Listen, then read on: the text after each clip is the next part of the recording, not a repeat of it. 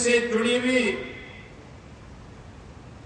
सभी यहां की महिला स्वयंसेवी समूह से जुड़ी हुई बहनें, भारतीय जनता पार्टी और सहयोगी दलों से जुड़े हुए सभी पदाधिकारी और उपस्थित बहनों और भाइयों, आज ग्राम मिरिया रेड्डा में जो विकास खंड बिलरियागंज में है,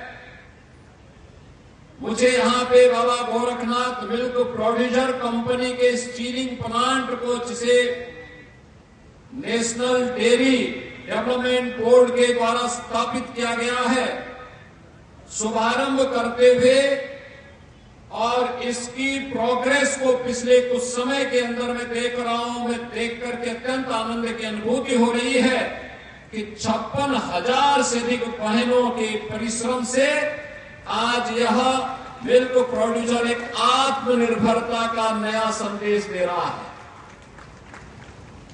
मैं मिल्क प्रोड्यूसर कंपनी के अध्यक्ष श्रीमती नीरज जी को और उनके साथ जुड़ी हुई उन 56,000 से अधिक बहनों का हृदय से अभिनंदन करता हूं कि उन्होंने वह करके दिखाया है जो अन्यों के लिए असंभव होता है।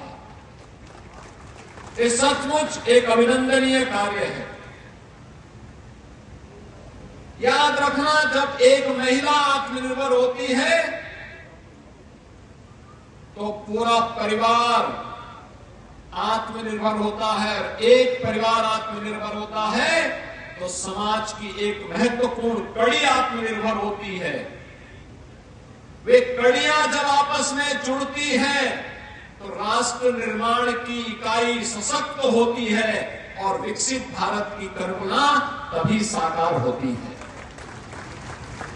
विकसित भारत के लिए इस प्रकार के प्रोड्यूसर और इस प्रकार से महिलाओं का आत्मनिर्भर होना आज की आवश्यकता है और उसी आवश्यकता को अपनी आंखों से देखने के लिए आज मैं आजमगढ़ में केवल एक कार्यक्रम की दृष्टि से यहां पर आया हूं।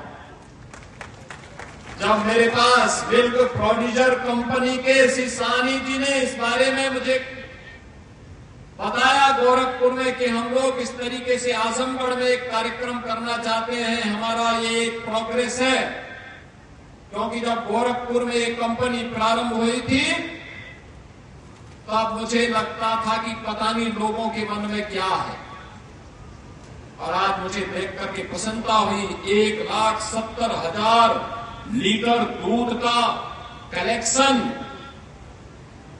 55 रुपए प्रति लीटर दूध का दाम अन्नदाता किसानों को और गौपालकों को मिले, और यहां से जो दूध यहां पे कलेक्ट होता है इसकी क्वालिटी की गारंटी है, कोई मिलावट नहीं है। इस बात की गारंटी के साथ जब दूध आता है और वह पैसा हमारे अन्नदाता किसान और गौपालकों के पास जाता है तो राष्ट्र निर्माण में हमारा अन्नदाता किसान और गौपालक मजबूती के साथ और मजबूती के साथ लगता है। ये उसी प्रक्रिया को आगे बढ़ाने के लिए आज हम सब आजमगढ़ में आए हैं, क्योंकि आजमगढ़ का अपना महत्व है। और बहनों और भाइयों, आजमगढ़ की जब हम बात करते हैं तो आजमगढ़ ऋषि मुनियों की तपस्या की भूमि रही है। तत्व चिंतकों, विचारकों और देश के स्वाधीनता आंदोलन की भी एक महत्वपूर्ण भूमि के रूप में आजमगढ़ का अपना महत्व रहा है। याद करिए, वीर कुंवर सिंह ने भी इसी आजमगढ़ की धरती को अपने शौर्य के लोहे से तप्त करते हुए फिरंगियों को भागने के लिए मजबूर किया था। वह धरती आजमगढ़ की ही धरती है और ये हमारा सौभाग्य है। मैं आजमगढ़ से मुख्यमंत्री बनने के बाद नहीं जुड़ा हूं, मुख्यमंत्री बनने के बहुत पहले से मैं आजमगढ़ से जुड़ा रहा हूं, और इसीलिए आजमगढ़ के विकास की बात जब आती है तो हम लोगों ने, भले ही आपने मुख्यमंत्री दिए होंगे लेकिन उन लोगों ने आपके यहां काम नहीं किया होगा। लेकिन डबल इंजन की भारतीय जनता पार्टी की सरकार ने प्रधानमंत्री मोदी जी के नेतृत्व में आजमगढ़ के विकास के लिए जो कार्य किया वो किसी ने नहीं किया।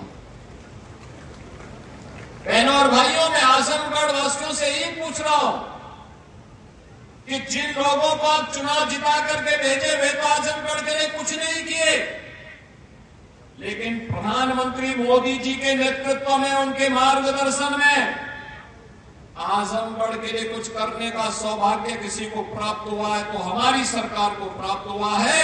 और वह किस रूप में? पूर्वांचल एक्सप्रेस वे से यहां की कनेक्टिविटी को जोड़ने के लिए।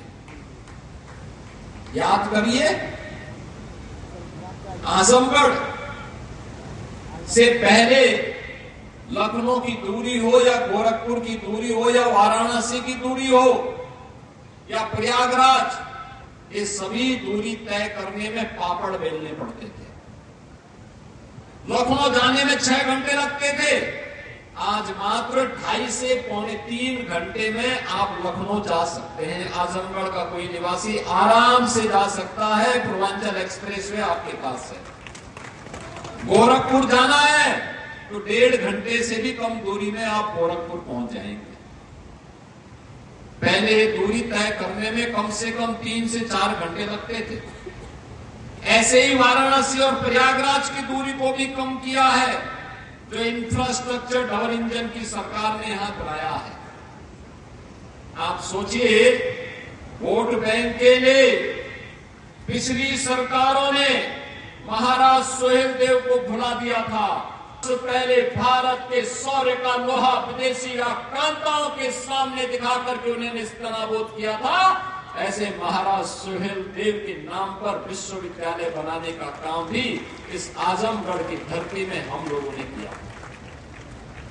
मुझे याद है जब मेरे पास आजमगढ़ का एक प्रतिनिधि मंडल आया, उन्होंने कहा कि हम आजमगढ़ में विश्वविद्यालय चाहते हैं। मैंने कहा विश्वविद्यालय तो हम देंगे, क्योंकि मेरी इच्छा है, अयोध्या सिंहरोज जी की पावन धरा है। राघव ने यहां पर भारत के साहित्यिक जगत को एक नई ऊंचाई दी थी और यहां पर विश्वविद्यालय तो बनना चाहिए। हम भी चाहते हैं, हम बनाएंगे भी।